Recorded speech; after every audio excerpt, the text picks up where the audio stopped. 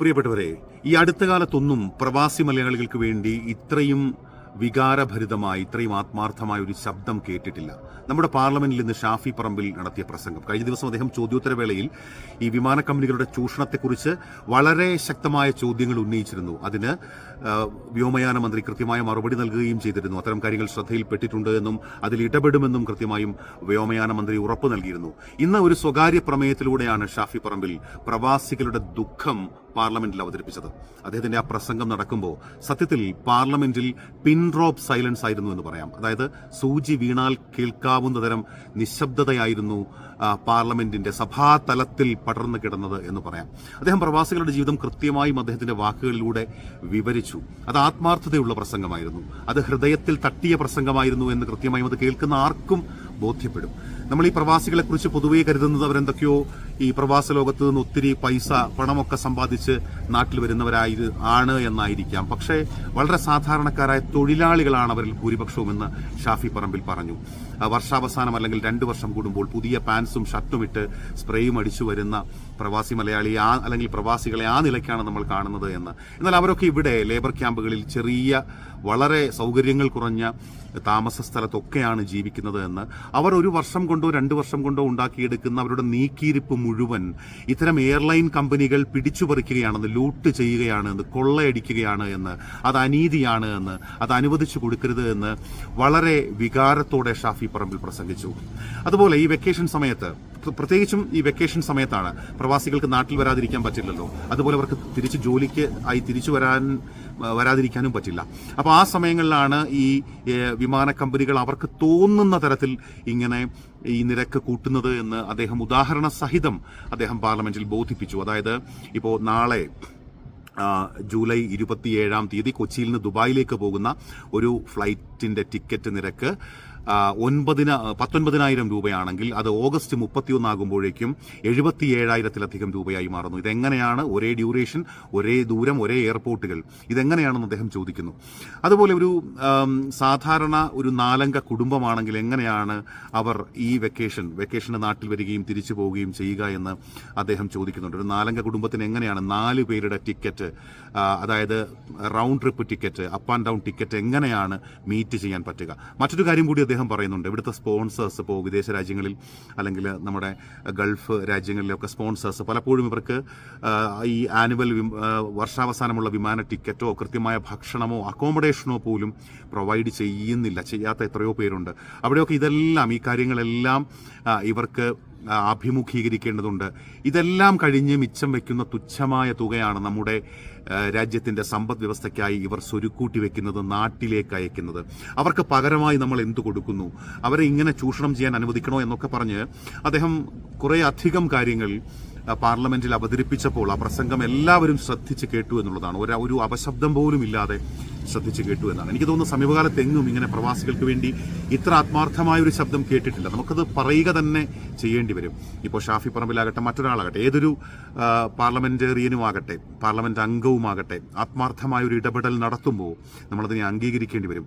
അദ്ദേഹം ആടുജീവിതം എന്ന സിനിമ പാർലമെന്റിന്റെ ശ്രദ്ധയിൽ കൊണ്ടുവന്നു. പൃഥ്വിരാജ് അഭിനയിക്കുകയല്ല, സിനിമയിൽ ജീവിക്കുകയായിരുന്നു. അങ്ങനെ ഒരുപാട് നജീബുമാരുടെ കഥ കൂടിയാണ് പ്രവാസ ലോകത്തിന്റെ കഥയെന്ന്, പ്രവാസികളുടെ കഥയെന്ന് ഒക്കെ ഷാഫി പറമ്പിൽ പറഞ്ഞു. കൃത്യമായും ഇതിലൊരു ഇടപെടൽ വേണമെന്ന്, അത് ഉറപ്പാക്കണമെന്ന്. എപ്പോഴും മാർക്കറ്റ് ഡ്രിവൺ ആയി മാത്രം കാര്യങ്ങൾ, അതാണല്ലോ ഒരു എക്സ്ക്യൂസായി ഈ വിമാന കമ്പനികൾ പറയുന്നത്. അങ്ങനെ അനുവദിച്ചു കൊടുക്കാൻ പാടില്ല എന്ന് ഇതിന് കൃത്യമായും ഏറ്റവും കൂടുതൽ നിരക്ക് ഇത്ര വരെ ഈടാക്കാം എന്നതിനൊരു കണക്ക് വേണം എന്നതടക്കമുള്ള കാര്യങ്ങൾ, അതിന് കൃത്യമായ ഒരു സംവിധാനം വേണം എന്ന കാര്യങ്ങൾ പ്രവാസി മലയാളികളെ അല്ലെങ്കിൽ പ്രവാസികളെ നിലനിർത്തേണ്ടത് ഈ രാജ്യത്തിന്റെ ആവശ്യമാണ് എന്ന് എനിക്ക് തോന്നുന്നു അദ്ദേഹം കൃത്യമായ കണക്കുകളൊക്കെ പറഞ്ഞിരുന്നു. അതുപോലെ ഇന്ത്യൻ ഏവിയേഷൻ മേഖലയുമായി ബന്ധപ്പെട്ട് ഉള്ള ഈ പ്രൈസ് ഹൈക്കിന്റെ ശതമാന കണക്കൊക്കെ അദ്ദേഹം പറഞ്ഞു. അപ്പോൾ നമ്മുടെ രാജ്യത്ത്, ഇന്ത്യയിൽ നിന്നുള്ള പ്രവാസികൾ ഏറ്റവും കൂടുതൽ ചൂഷണം ചെയ്യപ്പെടുന്നു, വല്ലാതെ ചൂഷണം ചെയ്യപ്പെടുന്നു എന്ന് ഷാഫി പറമ്പിലിനെ കൃത്യമായും ആ സഭയെ ധരിപ്പിക്കാനായി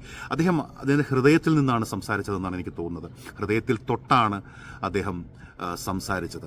അതുകൊണ്ട് തന്നെ ഈ പ്രവാസികൾക്ക് വേണ്ടി സമീപകാലത്ത് ഉണ്ടായിട്ടുള്ള ഏറ്റവും വലിയ ഒരു ഇടപെടലായി ഷാഫി പറമ്പിലിന്റെ ആ പ്രസംഗത്തെ കാണാം. എനിക്ക് തോന്നുന്നത് വീണ്ടും പ്രവാസികളെങ്കിലും ആ പ്രസംഗം വീണ്ടും കേട്ടു നോക്കേണ്ടതാണ്. അത്രത്തോളം ആത്മാർത്ഥമായിട്ടാണ് ആ പ്രസംഗത്തിൽ ഷാഫി പറമ്പിൽ പ്രവാസികളുടെ വിഷയങ്ങൾ അവതരിപ്പിച്ചത്. അവർ ഏറ്റവും സാധാരണക്കാരായ മനുഷ്യരാണ് എന്ന് ഒരിക്കൽ കൂടി ബോധ്യപ്പെടുത്തുന്ന തരത്തിലുള്ള ഒരു പ്രസംഗമായിരുന്നു അത്. അല്ലെങ്കിൽ ആ റിയാലിറ്റി എന്താണ്, പ്രവാസ ജീവിതത്തിൻ്റെ റിയാലിറ്റി എന്ന് കൃത്യമായും മനസ്സിലാക്കിക്കൊണ്ടുള്ള, അത് മറ്റുള്ളവരെ കൂടി ബോധിപ്പിക്കാനുള്ള, ഇവിടുത്തെ ലേബർ ക്യാമ്പുകളിലെ അടക്കം അവസ്ഥ എന്താണെന്ന് പാർലമെന്റ് അംഗങ്ങൾക്ക് ബോധ്യപ്പെടുത്തി കൊടുക്കാനുള്ള, അവരുടെ മനസ്സുകളെ കൂടി സ്പർശിക്കുന്ന തരത്തിലുള്ള വളരെ കൃത്യമായ ഒരു ഇടപെടൽ. ഒരു കാരണവശാലും നമുക്ക് തള്ളിക്കളയാൻ കഴിയാത്ത, നമുക്ക് കണ്ടില്ല എന്ന് നടിക്കാൻ കഴിയാത്ത, ലോകമെമ്പാടുമുള്ള നമ്മുടെ രാജ്യത്ത് നിന്നുള്ള പ്രവാസികൾ കടപ്പെട്ടിരിക്കുന്നു ഷാഫി പറമ്പിലിനോട് എന്ന് പറയേണ്ടി വരുന്ന തരത്തിൽ ഉള്ള ഒരു ഇടപെടൽ ഇന്ന് ആ സ്വകാര്യ പ്രമേയത്തിലൂടെ ഷാഫി പറമ്പിൽ നടത്തിയെന്ന് പറയുമ്പോൾ ഷാഫി പറമ്പിൽ ഒരു മലയാളിയാണ് എന്നതിൽ അഭിമാനം തോന്നുകയാണ്. ഷാഫി പറമ്പിലിന്റെ പ്രസംഗം കേൾക്കാം, അത് വീണ്ടും വീണ്ടും കേൾക്കണമെന്നാണ് എൻ്റെ ആഗ്രഹവും എൻ്റെ അഭിപ്രായവും. നിങ്ങൾ ആ പ്രസംഗം വീണ്ടും വീണ്ടും കേൾക്കുക. അത്രയേറെ ഷാർപ്പായി, അത്രയേറെ കണിശമായിട്ടാണ് ഷാഫി പറമ്പിൽ ആ പ്രസംഗത്തിൽ പ്രവാസ ജീവിതത്തെ വരച്ചിടുന്നത്. Sir, brothers and sisters, sir, our parents and children, sir, our husbands and wives, friends and relatives who work hard to make ends meet are being unfairly treated and burdened. The response I received after presenting that question yesterday were innumerable, sir, reflecting both the depth of concern and the extent of exploitation they are experiencing.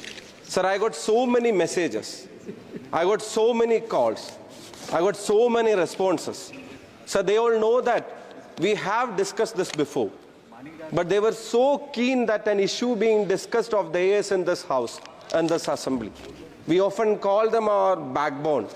We all are aware that this house has debated this issue numerous times in the past too. However, what stood out this time was our minister's response too.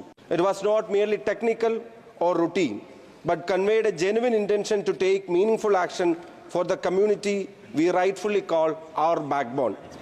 Sir, I would like to thank the Minister for that response on behalf of the Indian diaspora across the globe for not being ignorant towards their hardship and their pleas. Sir, I'll just try to bring just one example before this house. Sir, the rates to fly from Cochin to Dubai tomorrow, 27th of July. Sir, in flight Air India 933, the rate is 19,062 rupees. I'm talking about tomorrow. Economy. 19,062 rupees. Sir, the sites show only 4 seats are vacant. It means it's almost full. They shows 19,000 is the rate. Sir, same airline, same duration, same port of departure, same port of arrival. And on August 31st, the same AI 933 shows a rate of 77,573, sir. Sir, please note, only 9 seats are left. So is this just about demand and supply? Tomorrow only 4 seats are left and they are flying it for 19,000. And on August 31st, they have got 9 seats left and they are charging 77,000, sir. Sir, how can they come home? How can they go back to their work? They all are not rich people who are abundant in resources, sir. Most of them are normal laborers, sir, who work for a flat salary. Very flat salary which may not provide them a ticket annually, which may not even provide them accommodation and food, but still they work hard so that they can ensure that their family is having their bread and butter. They can ensure that they can meet his or her parents' treatment. They can ensure that they could send his child to some school where he or she can learn as a future of this country. Sir, this 77,000 rupees, how can a normal employee abroad can afford? And if it is a family trip, sir, think about 4 members of a family coming home in their vacation and trying to going back after the vacation being charged 80,000 per ticket. Sir, 3,20,000 one way to fly to their work means what will they earn, sir, in their life? What will be their balance in their life, sir? The small amount that they get from the salary after all their expenses. Will it be enough for buying a ticket, sir? Sir, we often call them our backbone. Sir, we boast about their remittance. They give billions of rupees to our economy. Sir, our state, we get annually 1,10,000 crore rupees a year through remittance. But what do we give them back, as we discussed yesterday? The ministry is here. I thank him for his response yesterday. Sir, it gave us some hope. They know that this has been discussed before also numerous times. उम्मीद उस पर पूरा action भी करेंगे और जो जो विषय उठाए आप को एक्शन करेंगे। मंत्री जी, जो जो विषय उस समय भी उठे थे राजमान्य सदस्य, उस पर सारे एयरलाइंस वालों को बुलाइए और उन जरूर करेंगे सर, वो मेरे उन पर एक्शन करिए। सब पैसा पार्लियामेंट का जाता है। Yes. ये संसद की तरफ से पैसा जमा होता है सारा का सारा। Apologize for being late, sir. I was stuck with some other way. Thank you, Speaker. Sir, as the minister is here, I would like to mention yesterday's reply was not mechanical or typical. An intent was there. Sir, the diaspora outside India, they called, so many of them called, so many of them messaged, so many of them responded through social media. They all are eagerly and keenly awaiting some actions from the government to happen because they feel that it's not market driven, but at times this is greed driven by the airlines. Sir, I just got an example before your arrival. I would like to repeat it in small sentences. 27 July 2024, sir, I'm talking about tomorrow. An airline from Cochin flying to Dubai, Air India airline, AI 933, is charging 19,062 rupees for tomorrow's ticket from Cochin to Dubai. Economy. Sir, the same flight, the same duration, the same port of departure, the same port of arrival, on August 31st, the same carrier is charging 77,573 rupees, sir. Sir, how can we call this just market driven? I repeat, this is greed driven. Sir, how can we call this profit making? Sir, I repeat, this is extreme exploitation of the situation. Sir, we all know that we call them backbones of this country for the remittance that they give us. Sir, and all our agencies, all our laws, all our acts passed, all our monitoring bodies, all our rights, all our scopes to intervene, even the Directorate of Civil Aviation, the embassies, the Parliament, the Cabinet, sir, the courts, sir, everything and everyone stay as a silent spectators when our beloved experts are looted like this. Sir, this has to stop. It is high time that we have to put an end to this by showing our political and administration will. Sir, I repeat, 19 to 77,000 in 30 days cannot be justified as market driven. Sir, I mentioned before you came, how about 4 of them coming here? How about 4 of them going back after the vacation? How can they afford this? Sir, when Zainul Abid, a constant of mine, went to the court regarding this thing, the court and the government, they presented Rule 135(1) of the aircraft rules. The arbitrary and unlimited powers given to the airlines to fix their tariff under Rule 135(1) need to be redefined, sir. It cannot go like this. We cannot allow them to loot our people like this. We cannot allow them to exploit our people like this. Sir, it's very important to note one thing. According to the report of Airports Council International, India has the highest airfares compared to other countries in the Asia Pacific and the Middle East region. The highest airfares, sir. The ACI studied airfares in around 36,000 routes in the region and came to the conclusion that Indian aviation market has the highest increase with 41% of hike in the prices. Sir, against 34 in the UAE, against 30 in the Singapore, our industry is marking 41% of airfare prices hikes in the recent history.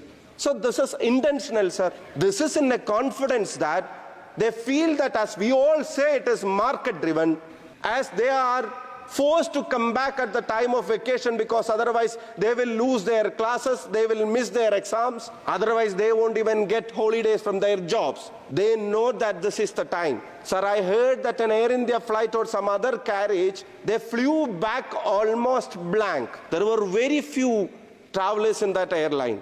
But they were not ready to reduce that price at that point of time when they say market driven, because they thought that that will be an example to set, and they may have to reduce further. Even when it is coming back without passengers, they keep on charging these rates in the season.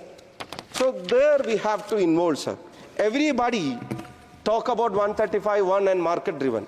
Sir, but there are policies to fight cartelization and monopoly in this field also. Sir, when all airline together, everybody together hikes their prices. Not even a single airline left. Everybody together hikes their prices.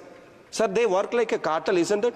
We have enough laws to fight cartelization. We have enough laws to protect our, as you said, as the customer is the king. We have enough laws to protect our customers being looted by this cartel, sir. I must say they are acting like a cartels. Sir, they are proceeding it like it's their monopoly. Sir, why not we step in and we check and we study and we learn and we act to contain this loot, sir, to contain this exploitation? Because every airline simultaneously increases their rates. They fix it too high. Sir, check the flights for same duration to other countries. And how do they charge in their seasons? And how are we being charged? Sir, it is great discrimination that our people are facing. Sir, there is a movie called Aadu Jeevitham, Got Life, which has hit the OTT after a successful run in the theatres. It shows the story of a Malayali guy, Najib, who had to spend years in unknown area of deserts, was forced to work as a shepherd. It is not a story, sir. It was a real-life incident. Our beloved actor Prithviraj, he lived like Najib.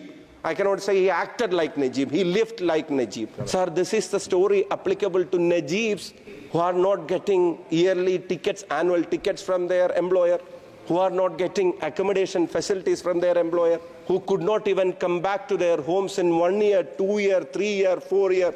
Sir, there are people who cannot come back to their homeland for decades stuck there, sir. Sir, we see people from abroad as people with all facility. They may wear a good shirt and pant and come back. But the story behind is very sad, sir.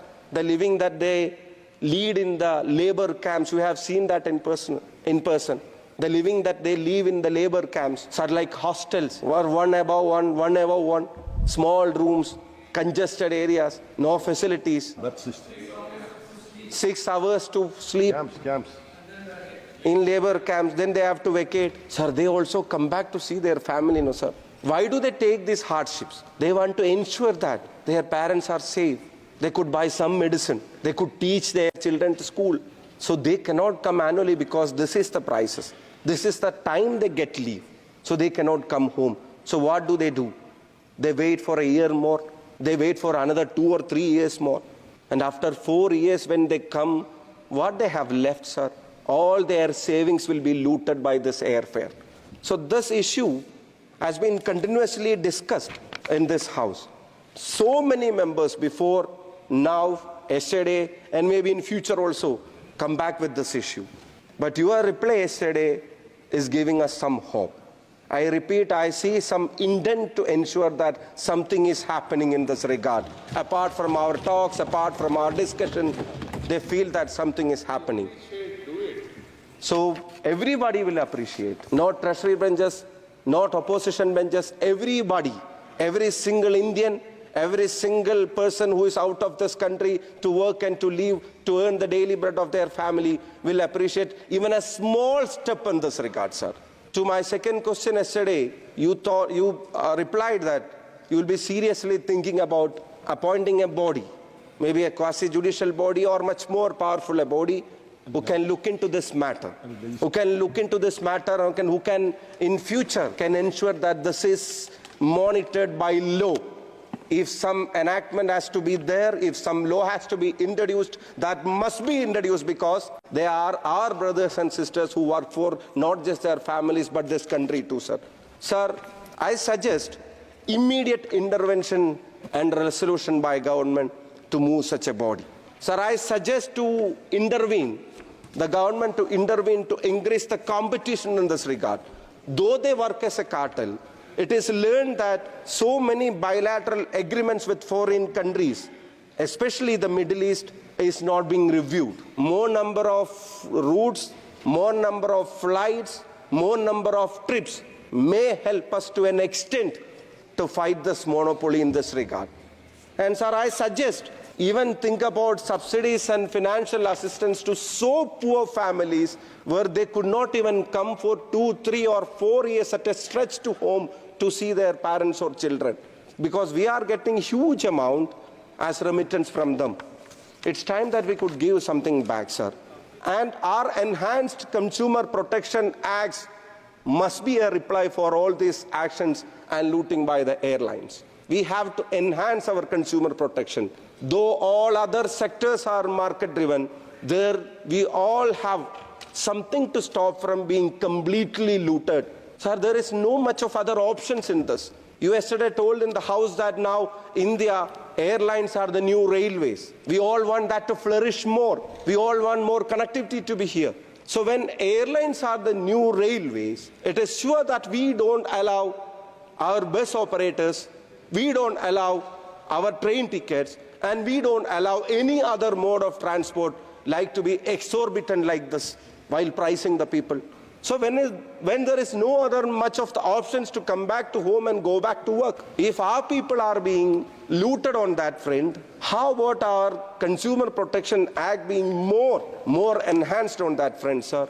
And sir, how about collaboration with host countries? We know the number of Indians working abroad. Millions and millions of people are working abroad. We know the great respect that host countries shows to our community in constructing their country, in developing their country. We have our roles. You can see Indians in every sector in all countries around us. So how about we initiating a collaboration with host nation to explain them this is what we face during the season, this is their labor force, our brothers and sisters face during this period.